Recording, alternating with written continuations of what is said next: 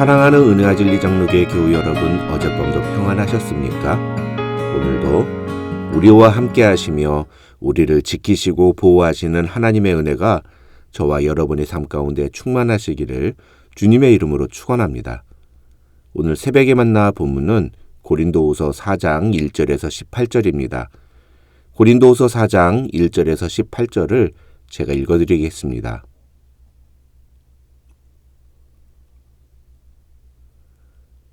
그러므로 우리가 이 직분을 받아 긍휼하심을 입은 대로 낙심하지 아니하고 이에 숨은 부끄러움의 일을 버리고 속임으로 행하지 아니하며 하나님의 말씀을 혼잡하게 하지 아니하고 오직 진리를 나타내므로 하나님 앞에서 각 사람의 양심에 대하여 스스로 추천하노라. 만일 우리의 복음이 가리었으면 망하는 자들에게 가리어진 것이라. 그 중에 이 세상의 신이 믿지 아니하는 자들의 마음을 혼미하게 하여 그리스도의 영광의 복음의 광채가 비치지 못하게 함이니 그리스도는 하나님의 형상이니라. 우리는 우리를 전파하는 것이 아니라 오직 그리스도 예수의 주 되신 것과 또 예수를 위하여 우리가 너희의 종된 것을 전파함이라. 어두운 데에 빛이 비치라 말씀하시던 그 하나님께서 예수 그리스도의 얼굴에 있는 하나님의 영광을 아는 빛을 우리 마음에 비추셨느니라. 우리가 이 보배를 질그릇에 가졌으니 이는 심히 큰 능력은 하나님께 있고 우리에게 있지 아니함을 알게 하려 함이라. 우리가 사방으로 우겨쌈을 당하여도 쌓이지 아니하며 답답한 일을 당하여도 낙심하지 아니하며 박해를 받아도 버림받지 아니하며 거꾸러뜨림을 당하여도 망하지 아니하고 우리가 항상 예수의 죽음을 몸에 짊어짐은 예수의 생명이 또한 우리 몸에 나타나게 하려 함이라. 우리 살아있는 자가 항상 예수를 위하여 죽음에 넘겨짐은 예수의 생명이 또한 우리 죽을 육체에 나타나게 하려 함이라. 그런즉 사망은 우리 안에서 역사하고 생명은 너희 안에서 역사하느니라. 기록된 바 내가 믿었으므로 말하였다 한 것 같이 우리가 같은 믿음의 마음을 가졌으니 우리도 믿었으므로 또한 말하노라. 주 예수를 다시 살리시니가 예수와 함께 우리도 다시 살리사 너희와 함께 그 앞에 서게 하실 줄을 아노라. 이는 모든 것이 너희를 위함이니 많은 사람의 감사로 말미암아 은혜가 더하여 넘쳐서 하나님께 영광을 돌리게 하려 함이라. 그러므로 우리가 낙심하지 아니하노니 우리의 겉사람은 낡아지나 우리의 속사람은 날로 새로워지도다. 우리가 잠시 받는 환난에 경한 것이 지극히 크고 영원한 영광에 중한 것을 우리에게 이루게 함이니 우리가 주목하는 것은 보이는 것이 아니요 보이지 않는 것이니 보이는 것은 잠깐이요 보이지 않는 것은 영원함이라.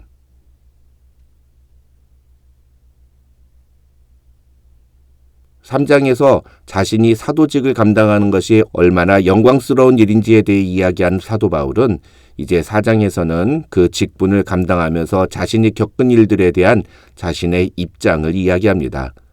1절을 보면 바울은 그러므로 우리가 이 직분을 받아 긍휼하심을 입은 대로 낙심하지 아니하고 라고 말하는데 이것은 자신이 받은 이 영광스러운 직분이 하나님의 긍휼하심에 의해 주어진 것이기 때문에 자신은 이 직분을 감당하다가 겪는 어떠한 고난에도 낙심하지 않는다는 의미입니다. 그렇다면 바울은 왜 이런 말을 꺼내는 걸까요? 당연히 사도로 부르심을 받은 이후 바울의 인생은 고난과 핍박의 연속이었기 때문입니다. 결론부터 말씀을 드리면 바울은 자신이 복음을 전하다가 겪는 고난과 어려움들은 자신의 사도성을 부정하는 증거가 아니라 오히려 정반대로 그것이야말로 자신이 하나님의 능력으로 사역하고 있음을 증명하는 증거라고 주장합니다. 여러 번 말씀드렸습니다만 고린도 교회 교인들 중에는 바울이 가는 곳마다 핍박을 받고 사람들로부터 배척을 받는 것이 바울이 사도가 아니라는 증거라고 주장하는 사람들이 있었습니다. 그러나 바울은 2절에서 참된 사역자는 사람들의 생각을 조작하거나 말씀을 왜곡하여 자신을 드러내는 자가 아니라 오직 하나님의 말씀에 담겨있는 진리를 있는 그대로 담대하게 전하는 사람이라고 말합니다. 그러면서 외적인 결과만 가지고 어떤 사역자의 됨됨이나 부르심 자체를 평가하는 것은 매우 잘못된 태도임을 3절과 4절에서 이야기합니다. 이 1절로 4절에서 바울이 이야기하는 내용을 현대적인 용어로 다시 풀어서 설명드리면, 목회를 하면서 교회를 크게 성장시킨 목사만이 제대로 된 목사라고 생각하는 것은 매우 잘못된 생각이다.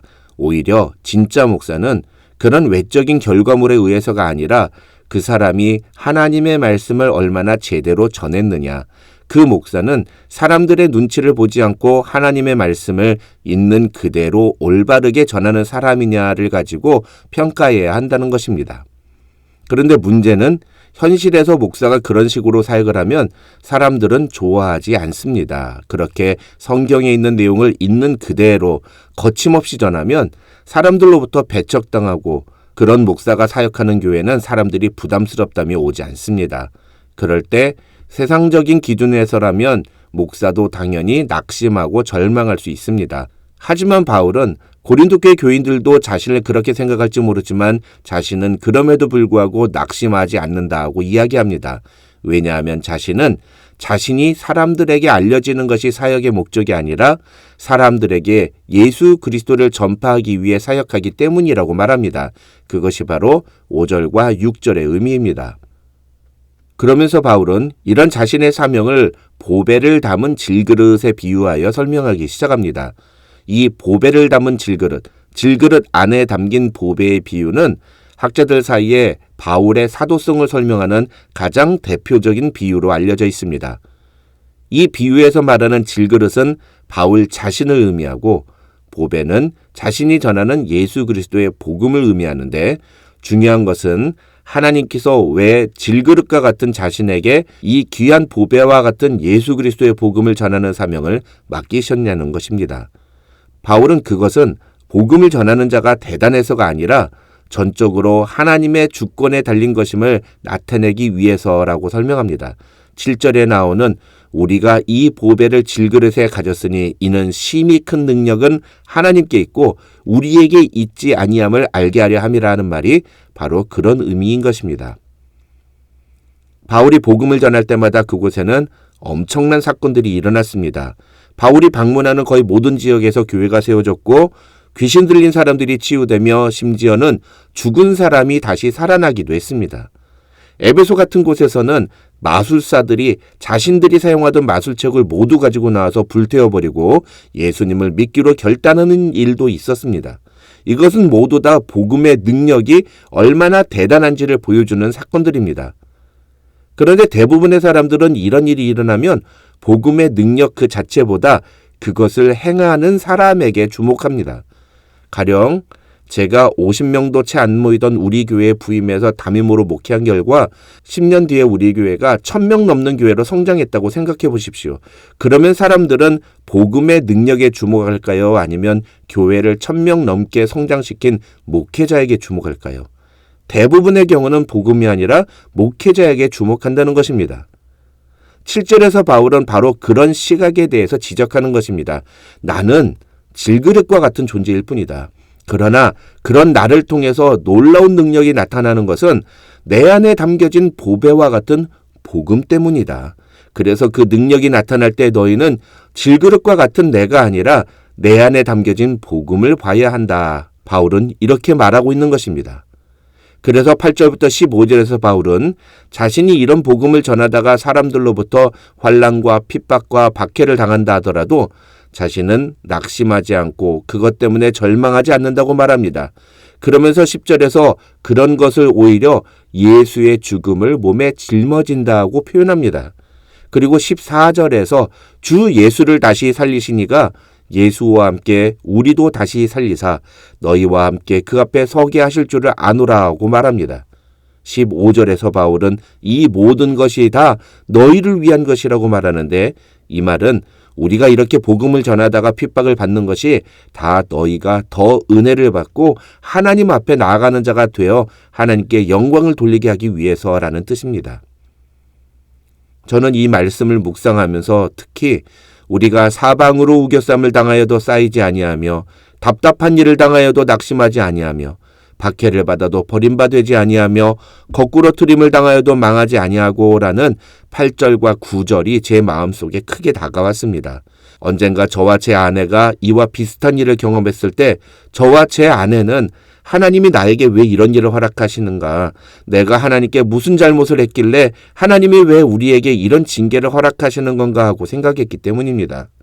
물론 저의 인간적인 실수와 부족함이 아주 없었다고는 할 수 없겠지만 그럼에도 불구하고 제가 겪었던 일들은 복음을 담대히 그리고 올바르게 전하려고 노력했던 목사로서의 저의 책임감과 사명 때문에 겪었던 일들이었습니다. 그런데 저는 그런 일을 겪자 그것을 오늘 본문의 바울과 같이 당연하게, 아니 영광스럽게 생각하기보다는 왜 나에게 이런 일이 생기는 것인가 하고 절망하고 낙심했었고, 그러다가 결국 내가 그렇게 잘못했다면 나는 사역을 그만두는 것이 맞지 않나라는 생각까지 해보기도 했습니다. 하지만 오늘 본문에서 바울은 그런 것이 우리의 사역의 평가 기준이 되어서는 안 된다는 것을 이야기합니다. 아니, 목회자가 복음을 전하다가 사방으로 우겨쌈을 당하고 답답한 일을 겪고 박해를 받아 버림받고 거꾸러뜨림을 당하더라도 사명자는 그것을 예수의 죽음을 몸에 짊어지는 영광으로 알고 낙심하지 말아야 한다고 말합니다. 그래서 오카는 목사님은 이 말씀을 가지고 소명자는 낙심하지 않는다는 제목의 유명한 설교를 하셨습니다. 바울은 하나님이 장차 주신 자신에게 주실 영원한 영광을 바라보면서 자신에게 주신 그 사명을 감당했다. 그래서 어떠한 상황과 형편 속에서도 낙심하지 않고 사명에 집중할 수 있었다. 그러니 우리도 이런 바울의 마음을 가지고 우리에게 주어진 사명에 충성을 다해야 한다고 말씀하셨습니다. 비록 겉사람은 날이 갈수록 낡아지고 쇠약해져만 가지만 하나님이 주신 이 보배와 같은 복음을 소유한 자는, 그래서 이 복음을 전하는 사명으로 인해 우리가 앞으로 받게 될 영원한 영광을 바라보는 자는 날마다 새로워지는 놀라운 하나님의 은혜를 경험하게 될 것이라고 바울은 말합니다. 사랑하는 성도 여러분, 저와 여러분도 이런 은혜를 힘입어 하나님이 우리에게 주신 사명에 집중하며 충성하는 하나님의 자녀들이 되시기를 주님의 이름으로 축원합니다.